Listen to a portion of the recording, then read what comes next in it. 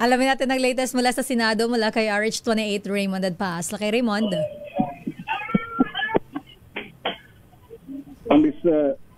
Teka muna. Mayor, pabor si Senador Sherwin Gatchalian na muling bumalik bilang chairman ng Senate Blue Ribbon Committee si Senate President Pro Tempore Senador Panfilo Ping Lacson. Ayon kay Gatchalian, mataas ang integridad ni Lacson at bihasa ito sa investigasyon. Paliwanag ng Senador, kay Lacson din nagsimula ang lahat tungkol sa flood control projects kaya't narapat lamang na siya ay bumalik at ipagpatuloy ang kanyang nasimulan. Matatanda na nag-resign si Lacson bilang chairman ng Senate Blue Ribbon Committee matapos iparating ng mga kasamaan sa mayorya ang kanilang pagkadismaya sa direksyon ng investigasyon. Ito ay kasunod ng kanyang pahayag na lahat ng mga senador ay nagkaroon ng insertion sa 2025 national budget. Ngunit naayos din ito nang sila ay nagkapaliwanagan. Narito si Senador Sherwin Gatchalian.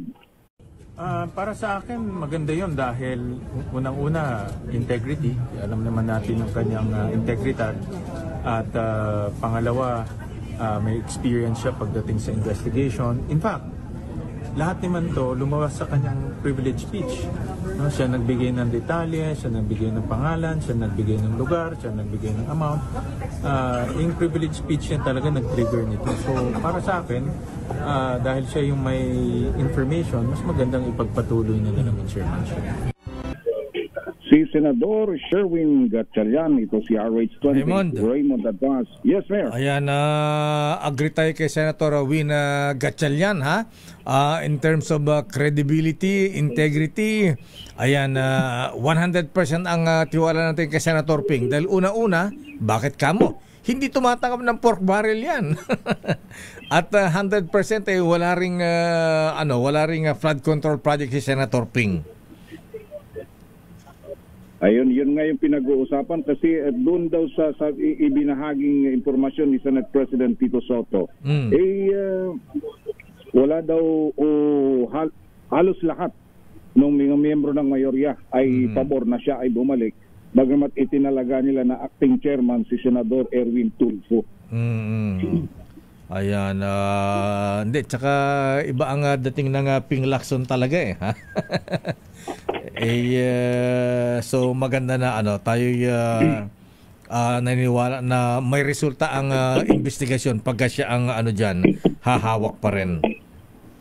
Yun nga, saka yung maririnig mo naman yung mga pag-uusap dito, Mayor, talagang kumbaga kasi dito sa mga issue ng dito sa issue ng flood control lalong-lalo na kumbaga sa kanya mo gagamitin yung term na safe siya pagdating sa flood control. Hindi gaya nung iba na wala nga silang flood control project pero kumikiling naman doon sa kontraktor. Ayun lang. O kaya yung mga taga DPWH. Kaya napagdududahan na Mayor. Okay, oo. So kailan ang balik ni Senator Ping? Kailan ang balik ng session? Balik na bang session? November 10, Mayor, November 10 babalik ang sesyon. Tagal at pa. Idugtong ko na rin, Mayor, dahil kagabi medyo late na inilabas yung summary ng kanyang SALN ni Senator Ping Lacson. Yumaman ng husto nung umalis sa Senado, Mayor, yung lumaki ang kanyang net worth. SALN ni Senator, anong negosyo ni Senator Ping? Ba't lumaki yung kanyang SALN? Meron daw silang real estate at saka trading. Pumasok daw siya sa real estate at trading nung wala siya sa Senate. So, di ba natalo sila nung 2022. So, from 2022 to 2025 ay nagnegosyo daw sila. Kaya, nung June 30, 2022, Mayor, na umalis siya ng Senado, ang kanyang net worth ay 58.7 million. Yun yung kanyang net worth. Nung bumalik siya ngayong June 30, 2025, ang net worth niya, Mayor, ay 244.9 million. Wow! Mukhang nakapagbenta ng lupa sa Forbes Park at saka sa Ayala Alabang Dasmariñas Village. Ha? Ayan. At saka nag-ano pa pala? Ano pa yung isa, Laki Raymond, na negosyo? Real estate at saka trading. Trading. Siyang dalawang business partner na nakasama ng negosyo simula nung umalis siya ng 2022 Noong 2022, ang binayaran niyang tax for taxable year 2021, 4.8 million. Oh. Ngayon, ang binayaran niya ng ITR na i-file ngayong 2025 para sa year 2024 ay 11.8 million pesos. Oh. Iyon ang summary ng kanyang salita. Medyo malaki-laki yung binayaran dahil nga lumaki yung asset, lumaki rin yung binayad na buwis ni Senator Ping Lacson. Okay. So, lahat ba ng senador nag-submit na ng SALN? Gusto ko makita yung SALN ni... Ano yun? Tokis lang. Gusto ko makita ang SALN ni Senator Chis, Joel Villanueva at Senator Jinggoy. Hindi pa nila nilalabas, Mayor, pero mukhang doon sa majority, nagkasundo naman daw sila na ilalabas. Kaya lang, meron kasing kailangan mo daw sumulat ng formal letter request.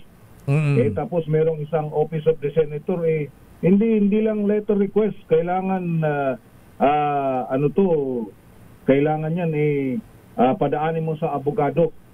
Yan, kailangan may selyo kaya bago kami magbigay yung ganun. So sabi namin kung parang ayaw ding magbigay, focus lang pala. So sino senador yan? Na lang namin gaya nitong kay Senator Risa kahapon at kay Senator Ping, at least may summary makikita na. Dahil nga hindi pa daw nilalabas kahapon yung kopya kay Senator Ping dahil kailangan pang i-redact yung tanggalin yung mga address ng mga properties. Di ba normally ganun meron, at saka yung mga yung mga may nakita kong personal details kasi kailangan tanggalin nila bago ilabas publicly yung mga kopya ng kanilang mga statement of assets, liabilities, and net worth. Nakita ko na nga SALN ni dating Secretary Rosario, Adel Rosario, yung kanyang isa ko nakita condominium unit sa may Ayala Avenue sa Makati, yung sikat na Pacific Plaza dyan, isang unit doon, kalahating milyon lang. Sabi ko, meron ba kalahating milyon na condo unit sa Ayala Avenue sa Makati? Parang hindi yan. Anyway, may address yun, may address. Oo, yung kaya nalaman ko sa Pacific Plaza Ayan. Pero si Senator Ping, dating PNP chief dyan, sa SALN ba niya nakalagay din yung mga baril niya? Ayan. Kasi si Senator De Lima nun, Secretary De Lima nun nasa DOJ. Pati baril niya, Raymond, nasa SALN, siyempre, PNP chief dati si Senator Ping. Imposibleng walang baril. Dapat nakalagay din. Malamang mayroon, pero ito ngang ibinigay sa amin ay summary lang, Mayor. Dahil summary lang. Hindi naka-itemize. Daw ay kailangan pang may mga reduction na gagawin. Kaya hindi pa nila inilalabas. Pero at least, yun yung nilalaman daw ng kanyang SALN na ipinail para ngayong na pagbabalik niya dito sa Senado. Ilalagay din mo ang flood control project? Wala namang flood control. Si Senator Ping hindi naman pumapasok sa ganyan, di ba? Wala nga. Ito yung senador na walang pork. Yung ibang senador. Yung ibang senador. Ay, mga ibang senador pero isasabihin ba yun nagaling sa flood control kung sakali baka At saka isa pa yung mga donasyon, campaign fund donation. Yun yung iba doon, Mayor. Kaya kuminsan yan, di ba yung usap-usapan nga sa ating kuminsan natalo na kumita pa. Ganon. Natalo na, panalo pa. Tingnan natin kung gaano kahigpit si COMELEC Chairman George Garcia. Kasi yung mga nag-donate daw na contractor sa mga politiko pagpapaliwanagin. Paano yung mga hindi contractor na nag-donate sa mga politiko? halimbawa ay Don Ramon Ang, ayan. Don Ricky Razon, ayan. Yun parang sinabi niya Lakay na wala yun hindi kasama. Don Manny Villar. Kasi mga private na ano naman daw sila. Private individual. Yes, Okay. Pero yung mga contractor, yun ang problema. Private individuals na good taxpayers, siguro iba yun, Mayor kumpara dito sa mga interest talaga na direktang nakikinabang sa gobyerno. So alam mo na, Raymond, kung tatakbo ka at kailangan mo ng campaign fund, suwal ka kay RSA, ayan. MVP, ayan. Manny Villar, ayan, baka malakalaki mga ano dyan, ha? Ricky Razon, ayan, Ayala, Lucio Tan. Lamang daw, Mayor, yung mga front runner pag ganyan. Pagdating sa pagdating sa, kasi kung halimbawa kahit tatakbo kang senador, wala ka sa survey, wala, barya lang. Pero kung nasa mga top 15, yung mga nasa winning circle, medyo malaki-laki. Lalo na kung nasa top 5, top 6, ganyan na yung mga sure winner na talagang susuportahan nila ng gusto. Lalo na sa presidential, di ba? Bilyones yung pinag-uusapan. Minsan meron ngang nakilala ko, Mayor, na Mayor tumakbo, walang walang kalaban, masama pala yun, Mayor. O pag wala ka kalaban, yung unopposed. Iabang lang pala na unopposed ka kasi walang donor. Hindi pala maganda yun. Abonado ka pa kamo kasi yung mga katiket mo, kung tatakbo kang mayor, obligado kang magbigay ng suporta dun sa konsehal mo, kandidato mo. Yung konsehal mo at saka mga congressman mo susuportahan mo, pero ikaw walang panggagalingan yung pangsuporta sa iyo, kaya minsan pero may alam na, Raymond, may remedyo na diyan.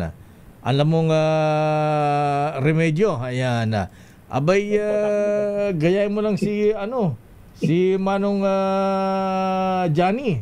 Ayan. Para hindi ka mahinga ng donasyon, tumakbo ka rin.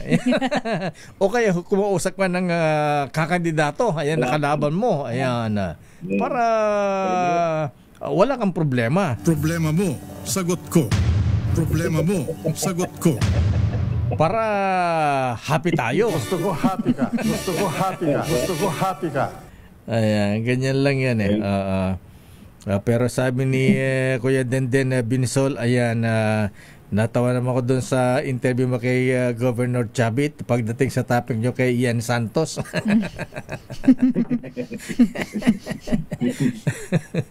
Naalala ko nung sino ba yun? May naging issue rin ganyan. Ayan, nag-testify si Annabel Rama. Ayan, ito yata mga Brunayuki, Raymond. Ayan, pagdating sa ganun ayaw tumingin kay Annabel Rama. Mga mahuli. Kasi titig na titig si Annabel Rama. Anyway. Sige nga ron, teka muna, kumusta mga borders yan? Kaya ililipat doon sa bagong bagong city jail. Sabi ni Secretary John Vic kanina.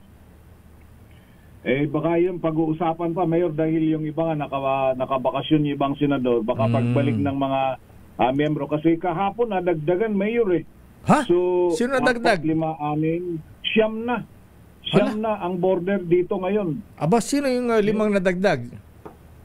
Merong yung hearing ng unang last week, yung hearing ng Committee on Agriculture sa smuggling, may 2 na broker.